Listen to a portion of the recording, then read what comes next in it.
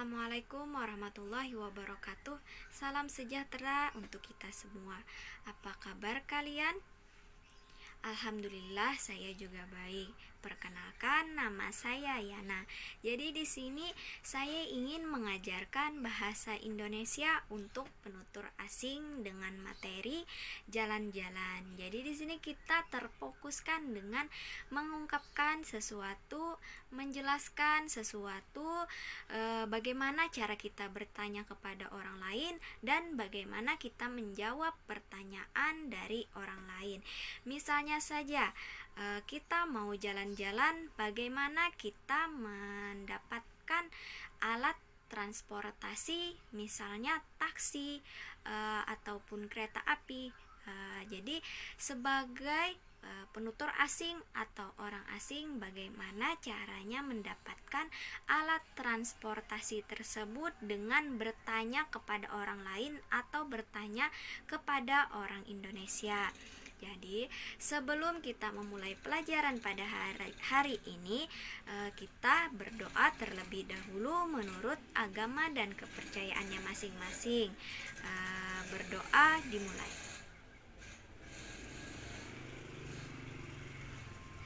Berdoa selesai. Jadi pengajaran BIPA mempunyai peran yang amat penting dan strategis dalam memperkenalkan Indonesia kepada masyarakat internasional.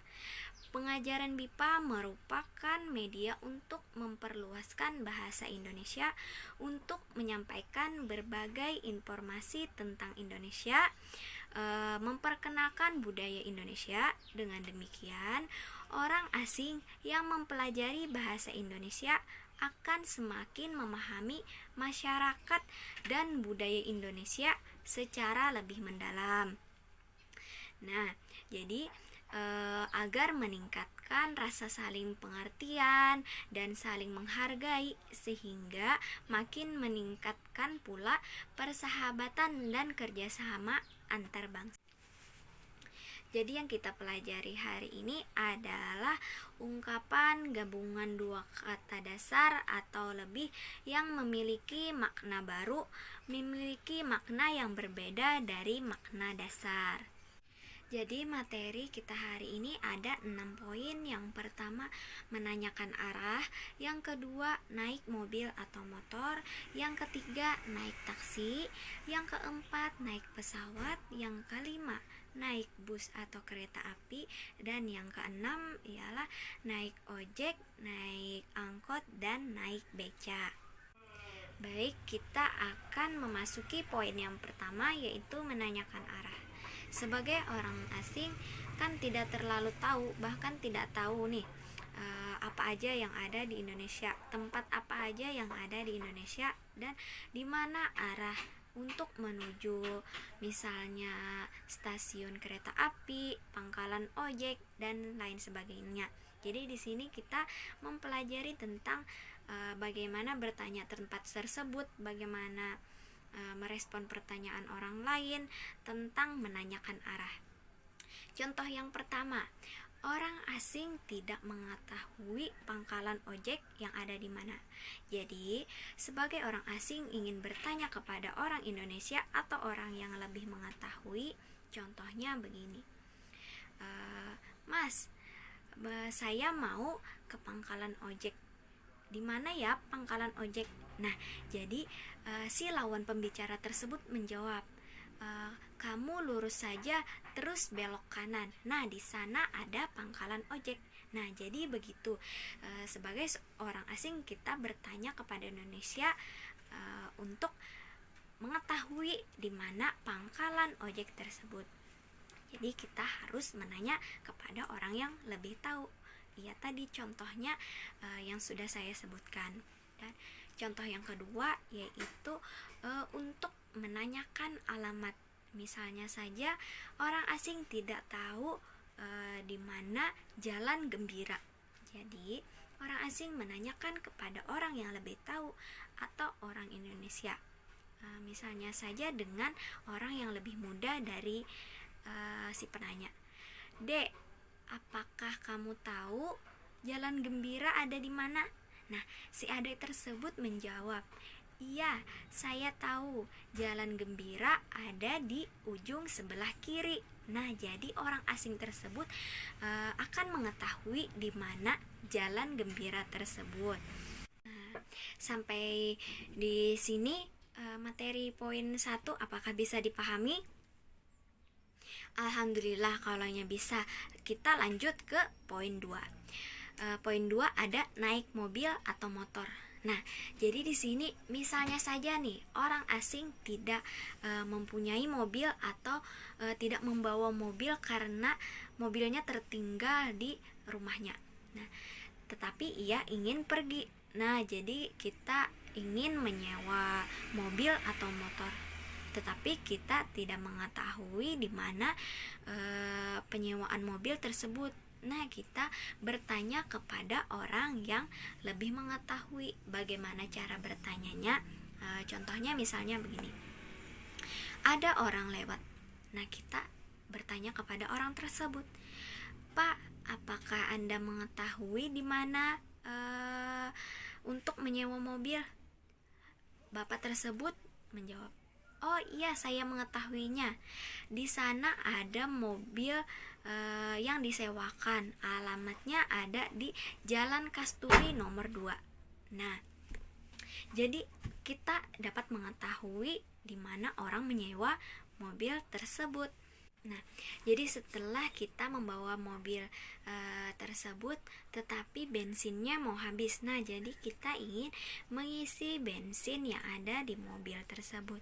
Nah, kita mengunjungi tempat orang berjual bensin atau pom. Nah, kita berbicara kepada karyawan pom tersebut, "Mas, tolong isikan bensin mobil saya 20 liter." Nah, jadi orang tersebut mengisikan bensin mobil tersebut sebanyak 20 liter. Nah, jadi kita dapat membayarnya kepada karyawan tersebut dengan jumlah harga 20 liter. Nah, poin yang kedua mungkin itu saja contohnya. Apakah bisa dipahami? Alhamdulillah kalau bisa dipahami. Dan nah, lanjut kita ke poin 3 yaitu naik taksi. Misalnya kamu memesan taksi lewat online. Jadi kamu menelpon sopir taksi tersebut, "Pak, tolong antarkan saya ke bandara." Jadi sopir tersebut menjawab, "Iya, baik Bu, saya segera menjemput Ibu." Nah, setelah ibu tersebut atau kamu sudah naik taksi, kita akan misalnya saja kamu akan mengetahui jarak tempuh waktu jarak tempuh tersebut. Nah, kamu bisa menanyakan kepada sopir tersebut, "Pak, waktu tempuh yang kita jalani dari sini ke bandara berapa menit atau berapa jam ya Pak?" Bapak tersebut menjawab, "Waktunya kurang lebih 1 jam." Nah, jadi kita mengetahui waktu dari tempat kita ke bandara ialah 1 jam. Nah, yang kedua yaitu misalnya kita ingin mengetahui tarif dari taksi tersebut selama 1 jam atau dari tempat kita ke bandara. Jadi kita menanyakan kembali kepada bapak yang sopir taksi tersebut, "Pak, tarif dari sini ke bandara biasanya berapa ya?" Nah, bapak tersebut menjawab, "Tarifnya ialah 100.000 rupiah." Nah, jadi kita mengetahui bahwa tarif taksi tersebut ke bandara ialah sebesar 100.000 rupiah. Nah, begitu. Poin 3 sampai di sini apakah bisa dipahami? Apakah kalian mengetahui bagaimana kita memesan taksi, bagaimana kita menanyakan tarif? Alhamdulillah kalau sudah paham. Baik, lanjut kita ke poin 4 yaitu naik pesawat. Nah, jadi di sini kita akan berada di bandara pesawat. Nah, misalnya kita ingin menanyakan di mana ruang tunggu. Nah, kita bertanya kepada karyawan yang ada di bandara tersebut, "Permisi, maaf, saya mau tanya, di mana ya ruang tunggu?" Nah, si karyawan tersebut menjawab, "Ada Pak, di sebelah kiri atau sebelah kanan." Nah, jadi kita mengetahui bahwa ruang tunggu tersebut ada di tempat tersebut. Contoh selanjutnya, misalnya saja kita tidak mengetahui tarif tiket pesawat tersebut. Nah, kita sebelum membeli ingin menanyakan berapa tarif tersebut. Kita mendatangi karyawan yang mengurus atau tempat membeli tiket tersebut. Nah, kita bertanya, "Pak, dari Banjarmasin ke Bali tarif tiketnya berapa ya?" Nah, si karyawan tersebut akan menjawab tiket tersebut seharga Rp500.000. Nah, jadi kita mengetahui bahwa tiket dari Banjarmasin ke Bali seharga Rp500.000. Nah, begitu. Apakah bisa dipahami?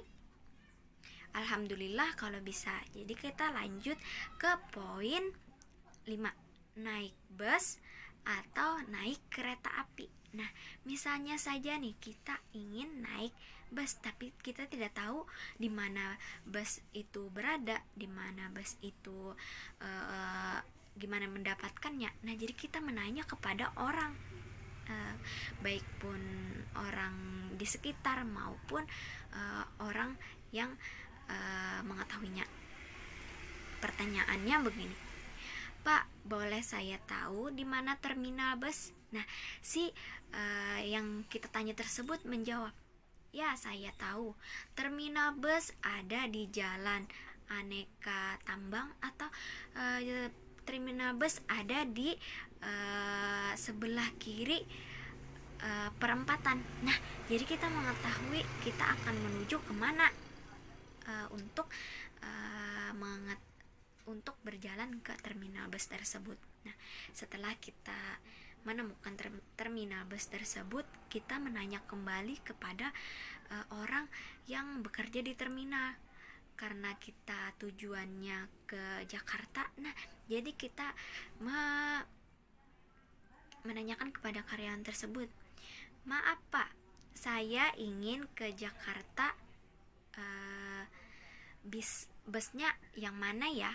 Nah, jadi karyawan tersebut menjawab, "Bis yang akan pergi ke Jakarta berwarna hijau." Nah, jadi kita menuju ke bis warna hijau tersebut. Nah, sampai di situ apakah bisa dipahami bagaimana naik bus?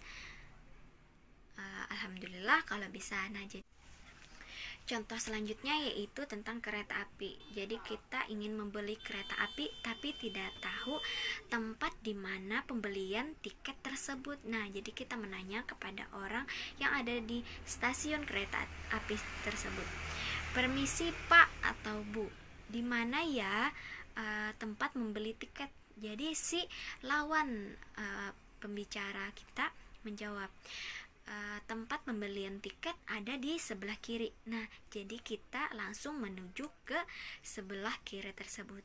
Setelah sampai kita ke tempat tersebut, kita ingin menanyakan tarif tiket kereta api tersebut dengan bertanya, "Maaf Pak, tarif kereta dari Surabaya ke Jakarta berapa ya?"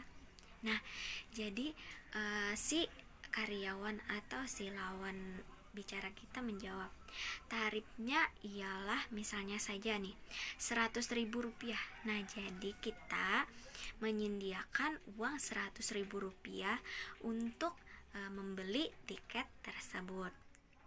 Nah, poin kelima mungkin itu saja. Apakah bisa dipahami? Alhamdulillah kalau bisa.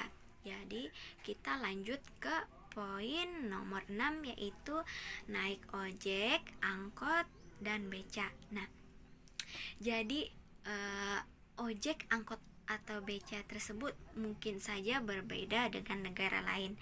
Kalaunya saja mobil, motor, taksi, pesawat, bus, atau kereta api mungkin saja ada di negara lain atau negara asing.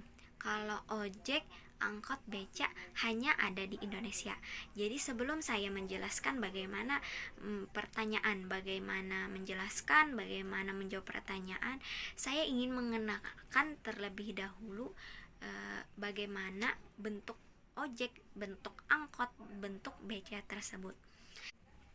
Nah, jadi saya ingin mengenalkan atau melihatkan gambar bagaimana ojek, bagaimana angkot, bagaimana beca. Nah, jadi yang pertama gambar ojek dulu. Nah, jadi di sini ada laki-laki atau perempuan yang menjadi ojek.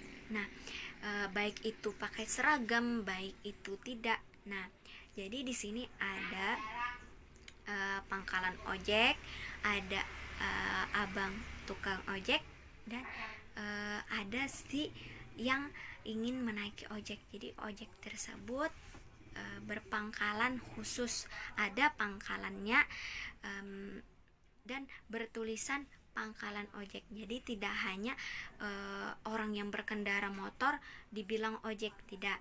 Jadi ada ciri-ciri tukang ojek tersebut. Nah, jadi kalian bisa lihat di gambar berikut. Nah, yang kedua yaitu angkot. Nah, angkot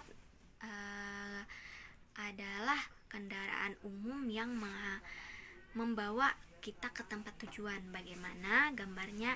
Jadi kalian bisa lihat di sini. Nah, jadi di sini ada angkot yang ada di Indonesia untuk membawa kita dari rumah ke pasar dan lain sebagainya. Nah, ciri-cirinya ada di gambar ini.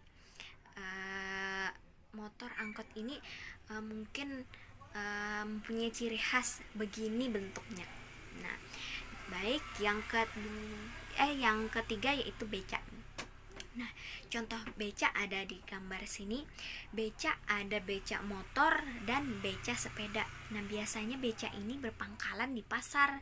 Nah, jadi beca sepeda ditinjak oleh si pengendaranya. Kalau motor mungkin menggunakan bensin dan tidak terlalu capek. Kalaunya beca sepeda kan ditinjak memerlukan tenaga yang kuat. Nah, jadi ini ciri-ciri beca.